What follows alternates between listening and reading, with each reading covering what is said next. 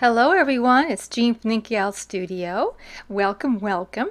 Today I just wanted to catch you up on my latest journal, which is going to be a sewing journal, because I came across some vintage sewing supplies and I wanted to use those. And it's also a video about a new freebie that I have up at my coffee shop.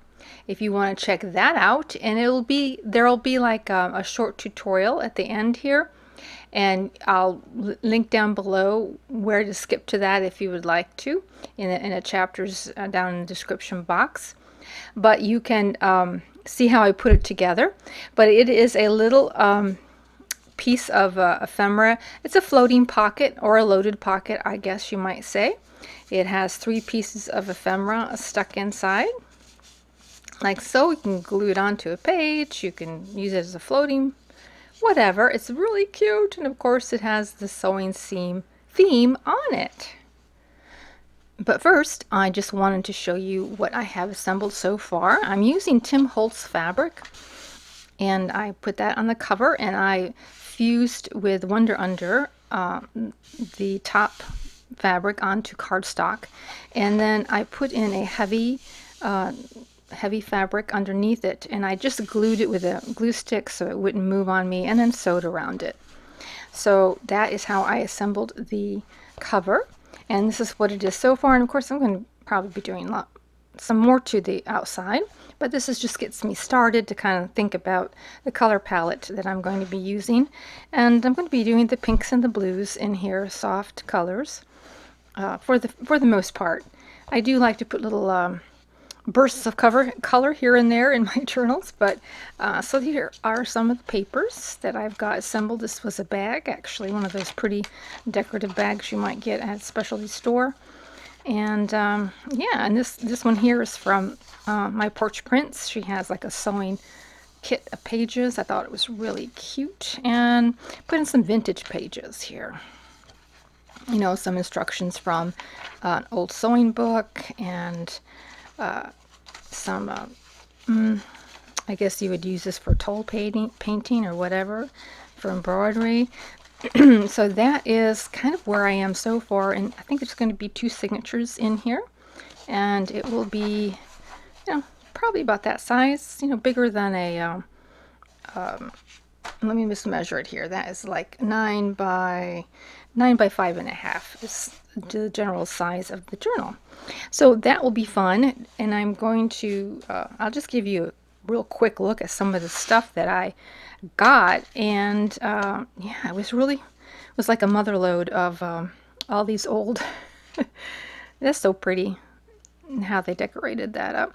A mother lode of all these old sewing supplies, and actually some patterns, which was really exciting. I think I will probably replace that window and make a piece of ephemera out of that.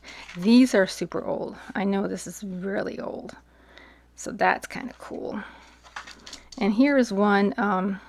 It had a piece of yarn kind of wrapped around it, but it's compliments of the Adler Company in Cincinnati, Ohio. This is pretty old. I don't think they hand these out anymore. And one more, Woolworths. Does anybody remember that? I remember going to one with my mom and getting fabric, and I loved to sew. Even at age 6, I was sewing doll clothes. I remember going with her and getting some fabric. Yeah. Ah, memories, memories. And now here are the patterns. These here, I believe, are in the 70s. That's about what this looks like to me. And then one of these, I think it's this one. It's such fine print, I don't know if I can read it immediately. But one of these is 1959. I think it's this one here. And so these are like super, super old. I'm really excited to have gotten these. A little, you know, little wear for torn on there, but we can fix that up. So I think I'm going to be doing in the upcoming upcoming videos, I'm going to show you how I am transforming this this stuff into ephemera. You know, what I'm going to be doing with these old patterns. And then, of course, I have taken the tissue instruction. Now, there's a whole bunch I think I'm going to be doing with the tissue. Because, you know, after you collect a few old patterns, you really have a lot of tissue. that you could be working with. So I did a whole bunch of these where I just scrunched it up and sewed down the middle. And I'll be putting these, on the edge of the pages or somewhere around there. So there's where I am with that so far. And yeah, can't wait to get started on those projects. And then for the freebie. So this is the freebie. This is the little printout. My printer messed up over here. It's not this dark. But here is the printout that you'll be getting. So I'm just going to assemble it with you just to kind of show you how I did this. And once you see it, it'll make total sense to you. And so the first thing I want to do is I'm going to score these lines a little bit. And I could use my scoreboard, but just as easily I can just come down here with a stylus. And you can get styluses at the Dollar Tree quite often.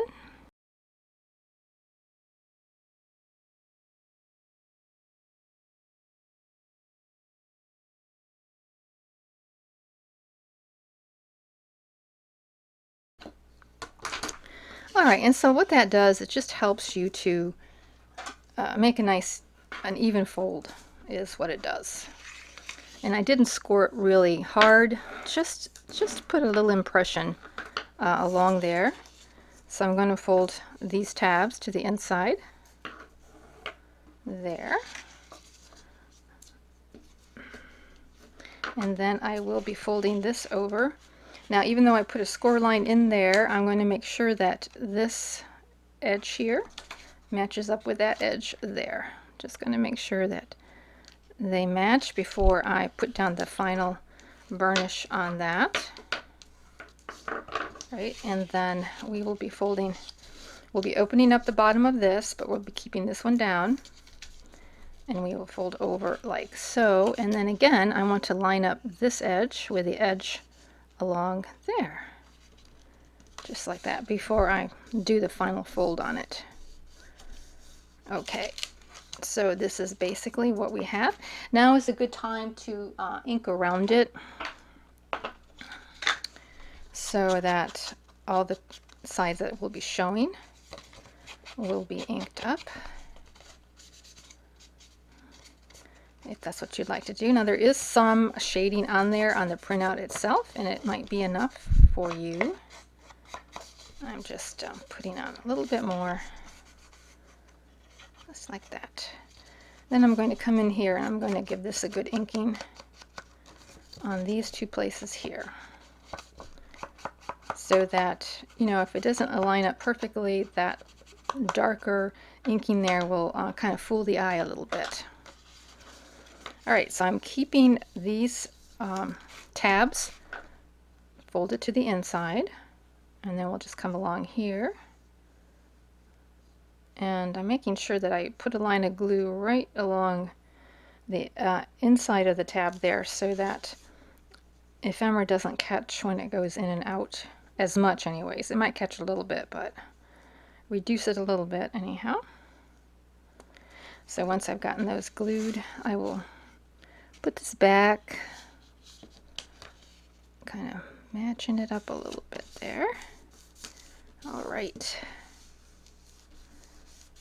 Now this one, this bottom tab, I'm leaving open, but this side tab I'm going to fold. And I will put that then right up against the edge there. Yay. And then all that's left is just to bring this up here at the bottom. And your little pocket is all folded up. All right. There, it's all done. So cute. Now I do have two sheets. I have one sheet that has the pocket, and then I have another full sheet of just this blue in the background, so that you can print on both sides and have a little bit of blue sticking out there.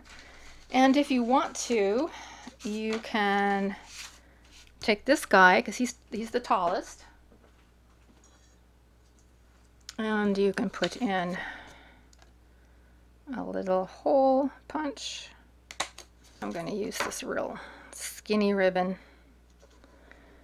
or you could staple something on the back of it as well. Just cut that off. There we go. Just a little something to sit up there. Okay. And so we have this here.